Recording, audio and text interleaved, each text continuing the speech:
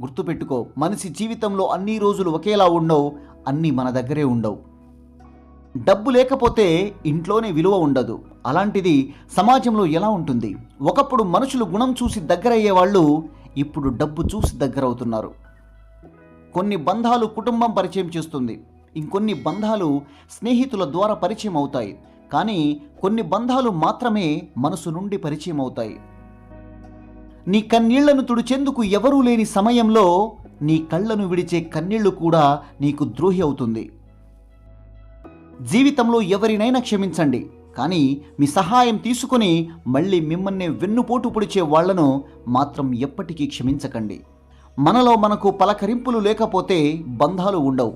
మనం ఒకరినొకరు గౌరవించుకోకపోతే అనుబంధాలు ఉండవు. నమ్మకం అనేది లేకపోతే ఒకరితో ఒకరు కలిసి ఉండలేరు. సంస్కారం అనేది పుట్టుకతో రాదు.